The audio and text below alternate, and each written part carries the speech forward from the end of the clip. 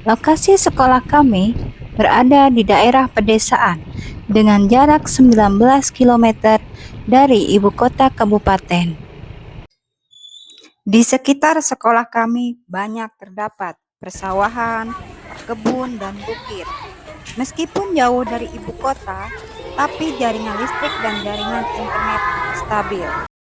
Assalamualaikum warahmatullahi wabarakatuh. Perkenalkan, nama saya Baik Mary Norita, merupakan guru kelas 5 di SD Negeri Mumbang, Kecamatan Kopang, Kabupaten Lombok Tengah.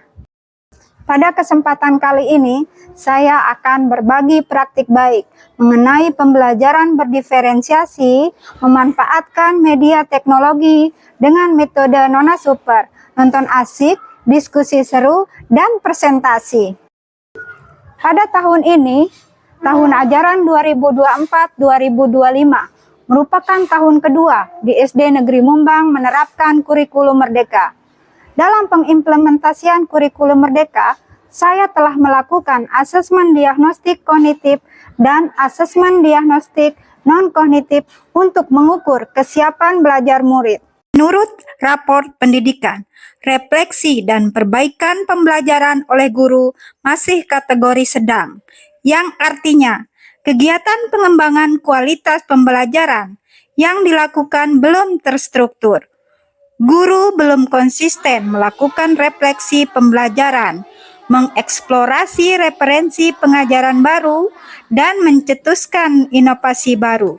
Selain itu juga, seorang guru bertanggung jawab untuk mengakomodir segala kebutuhan belajar murid di tengah lingkungan belajar yang tidak nyaman dan aman karena proses rehabilitasi sekolah. Itulah alasannya saya tetap memaksimalkan proses pembelajaran berdiferensiasi dengan memanfaatkan media teknologi untuk memenuhi kebutuhan belajar peserta didik dan dapat meningkatkan minat belajar siswa. Di awal semester, guru telah membuat keyakinan kelas dengan siswa yang dapat membantu membangun budaya positif. Langkah selanjutnya, saya melakukan asesmen diagnostik kognitif. Hasil dari asesmen diagnostik kognitif adalah sebagai berikut. Berikut adalah hasil dari asesmen diagnostik non-kognitif. Yang pertama, siswa yang lebih cenderung mudah paham dengan gaya belajar visual sebanyak 15 siswa. Yang kedua, siswa dengan gaya belajar kinestetik terdiri dari 7 siswa.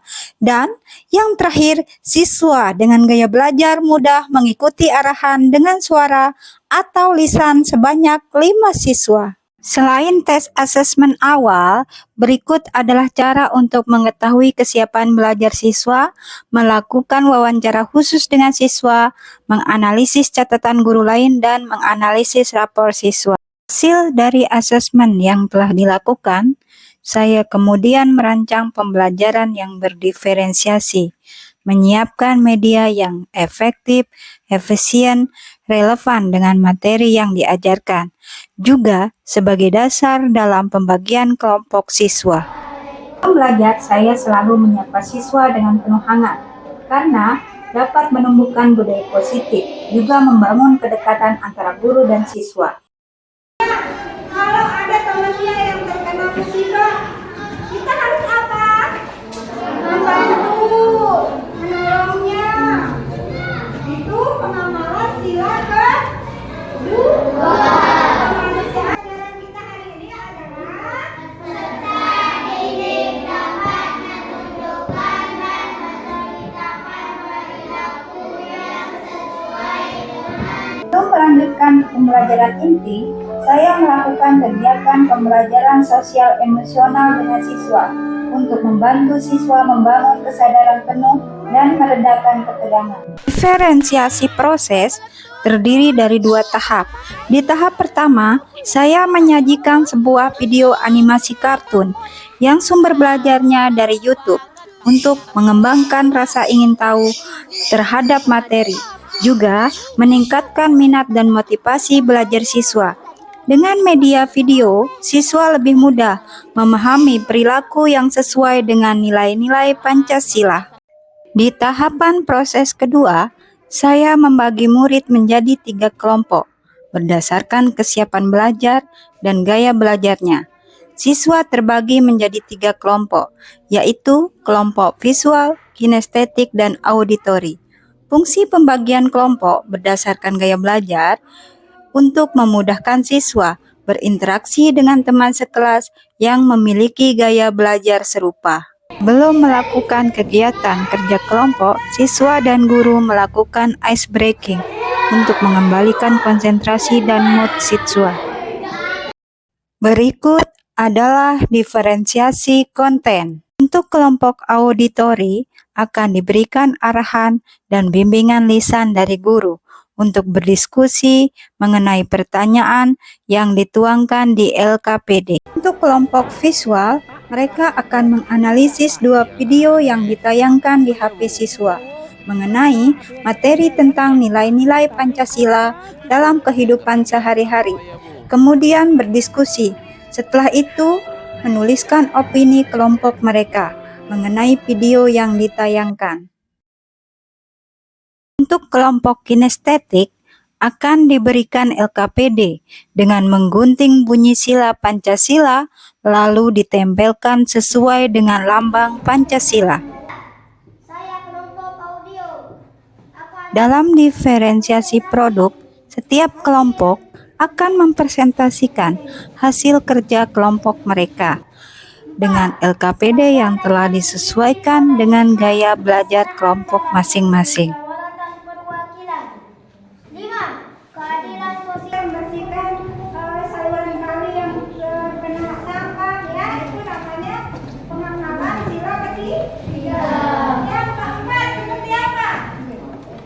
Pemilihan. Di akhir kegiatan, saya mengajak siswa untuk merefleksikan hasil belajar melalui tanya jawab dan juga menampilkan emoji di papan layar proyektor untuk mengetahui perasaannya selama proses pembelajaran. Kemudian, saya melakukan asesmen sumatif dengan berbasis game, membuat asesmen interaktif dan menyenangkan.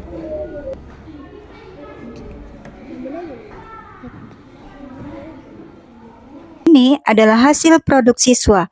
Melalui hasil kegiatan ini, diharapkan tujuan pembelajaran dapat tercapai, sehingga pembelajaran menjadi efektif, bermakna, dan menyenangkan. Pembelajarannya berbeda dan menyenangkan karena memakai asesmen kuis yang menarik. Saya bisa lebih paham penerapan sila Pancasila dalam kehidupan sehari-hari dengan video yang ditayangkan. Saran saya untuk Ibu Guru Bayi Mary Norita untuk bisa berbagi ilmu atau berkolaborasi dengan rekan-rekan sejawat lainnya yang ada di sekolah, sehingga ilmu-ilmu tentang pemanfaatan media teknologi dalam pembelajaran itu bisa tertular ataupun teman-teman yang lain bisa mengikutinya. Ibu Mary telah melakukan diferensiasi baik yang konten, proses maupun produk dengan memanfaatkan media teknologi. Ibu Mary memberikan suasana yang berbeda dan menarik sehingga minat dan motivasi belajar siswa meningkat di tengah kondisi sekolah yang masih dalam tahap rehabilitasi. Sehingga kami harus menumpang di sekolah lain dan masuk sekolah pada siang hari, di mana siswa pada waktu siang hari itu merupakan jam istirahat mereka. Saran saya kepada Ibu Mary, jadi saya berharap Ibu Mary berbagi dan berkolaborasi dengan rekan-rekan guru lainnya dalam memanfaatkan media teknologi sebagai media dan sumber belajar, agar guru-guru lain bisa menerapkannya di kelas masing-masing. Jadi, saya berharap Ibu Mary terus belajar dan meningkatkan kompetensinya, agar Ibu Mary bisa mengikuti perkembangan zaman dan perkembangan teknologi yang relevan dengan materi dan tujuan pembelajaran. Karena guru itu adalah pembelajar sepanjang hayat.